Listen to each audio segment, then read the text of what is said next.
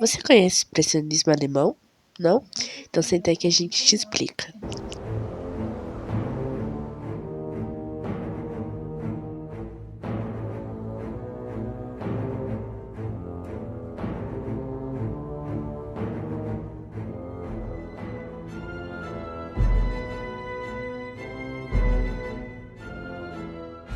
O expressionismo é um movimento que representa o contrário do perfeito, desconfigura o que é agradável aos olhos. Surgiu com a intenção da arte moderna representar um mundo em constante transformação, movimento de vanguarda que guia a cultura de seus tempos. A Alemanha foi muito prejudicada com o fim da guerra, principalmente após o Tratado de Versalhes, no qual o país assumiu a culpa de todo o caos e sofrimento que envolveu e afetou o mundo inteiro. O país estava quebrado de todas as formas. Economicamente, a moeda alemã se tornou desvalorizada. Pessoas passavam fome e tudo estava uma bagunça. Esse foi um dos motivos para que o Hitler entrasse e o nazismo começasse. As pessoas estavam cansadas e não havia mais esperança ou crença em nada.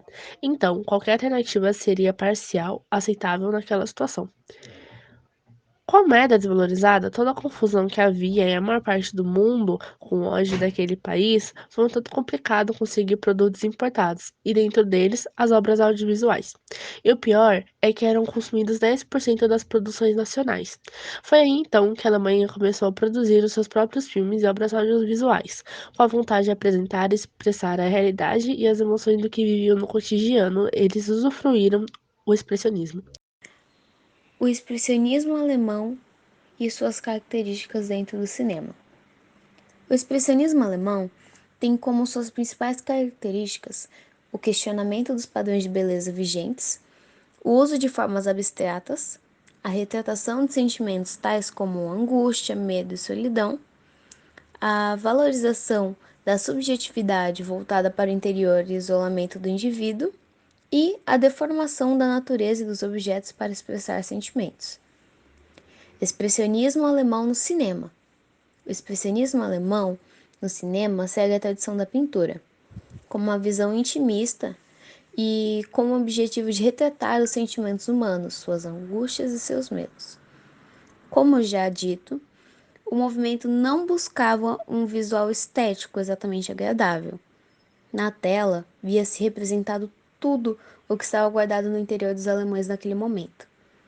Alguns aspectos de movimentos da câmera e de iluminação também eram particulares, como quando usados para enfatizar horror, desespero e medo. Na atuação cinematográfica, traz muitos elementos do teatro, como a dramaticidade intensa na atuação. O uso de marcador de maquiagem era como um recurso de externalização dos sentimentos, e cenários abstratos e distorcidos, levando o espectador a uma atmosfera de sonho. Vale lembrar que nos anos 1920, quando surgiram os primeiros filmes expressionistas alemães, o cinema ainda era mudo. Portanto, para dar a carga dramática que buscava, os filmes do expressionismo alemão buscavam dos jogos de luz e sombra, e a câmera se comportava como um telespectador assistindo tudo de forma passiva. Na época, o eixo temático do expressionismo alemão no cinema tratava, sobretudo, os elementos de terror e fantasia que remetem à literatura fantástica e romântica. Há uma centralidade do tema do conflito entre o bem e o mal, com personagens caricatos representados os sentimentos ou alguns egocêntricos em busca de poder. Além disso, é abundante a presença de monstros e criaturas deformadas. Histórico. O expressionismo surgiu com a intenção da arte moderna representar um mundo em constante transformação, um movimento de vanguarda, que guia a cultura de seus tempos. Teve seu auge em Berlim, nos anos 1920. Marcado por um período de medo e desamparo que a sociedade passara provocadas pela automatização industrial em larga escala, surgimentos de novas tecnologias transformavam a maneira como o ser humano existe e interage com o mundo. Não só ocorriam mudanças políticas e econômicas, mas também intelectuais e culturais. Foram rompidas as crenças religiosas. O homem agora era responsável por si próprio e por seu futuro. A vida após a morte já não era certa. O momento de pós-guerra na Alemanha, país considerado o berço do expressionismo, em 1914, sofre com os reflexos da Primeira Guerra Mundial. A partir daí, os artistas começam a retratar mais frequentemente a situação em que a população se encontrava, o que eles viam à sua volta, as transformações ocorridas que afetavam de alguma forma as pessoas. Tudo isso não só na pintura, mas também como na literatura, no cinema e no teatro. Os artistas expressionistas usam sentimentos humanos em suas obras com dramaticidade, normalmente sendo sofredores ou solitários.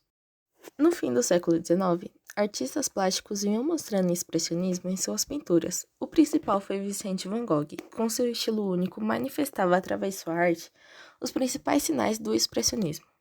Até então era pouco conhecido. Um dos fatores determinantes para o seu aparecimento por completo foi a criação do grupo Die Brücke, a Ponte, em 1905, na cidade de Dresden. A partir daí, o grupo foi se fechando até a sua fundação oficial em 1910, através da revista A Tempestade. Em 1911, numa referência de um crítico à obra de Van Gogh, o movimento ganhou o nome de expressionismo. Esse expressionismo durou aproximadamente 30 anos, então tivemos muitas obras e muitos diretores que contribuíram nesse movimento. Os principais cineastas foram F.W. Murnau, Robert Wiene, Fritz Lang e entre outros. Principais obras do expressionismo alemão: Nosferatu, 1922, dirigido por F.W. Murnau. A Morte Cansada, 1921, por Fritz Lang. Aurora, 1927, por F.W. Murnau. Metrópolis, 1927, por Fritz Lang. O 1928, por Paul Lenin. O Gabinete do Dr. Caligari, 1920, por Robert Wiene. Agora eu vou falar de algumas curiosidades do expressionismo alemão. Você sabia que os pintores expressionistas rejeitaram a representação naturalista da realidade objetiva? Por isso, havia muitas figuras distorcidas, paisagens e construções de maneira desorientadora. Agora eu vou falar algumas curiosidades de alguns dos filmes mais famosos do expressionismo alemão. Nosferatu. As músicas do filme foram compostas por Hans Erdmann, mas devido a problemas autorais, a trilha foi desmembrada e a maioria das partituras se perdeu. Então, após um trabalho de pesquisa, Hans Bredner e Marcelo Falcão reconstituíram a trilha original. E todos nós sabemos que Nosferatu é muito famoso e acabou fazendo participações especiais em mais de um episódio do desenho Bob Esponja Calça Quadrada. Ô chefe! Esse carinha aqui pode trabalhar no meu lugar essa noite!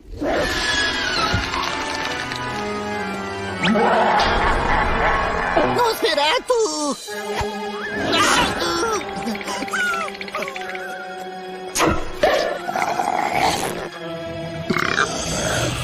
Então, quem estava apagando as luzes?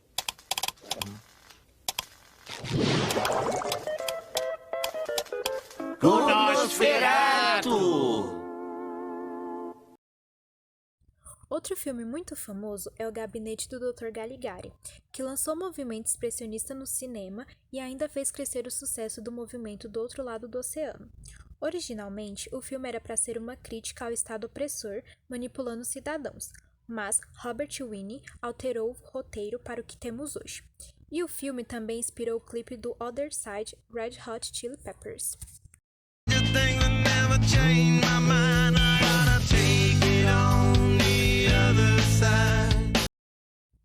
Já o filme Metrópolis é considerado a primeira ficção científica e se acredita que 36 mil figurantes tenham participado das filmagens, que durou 1 ano e meio.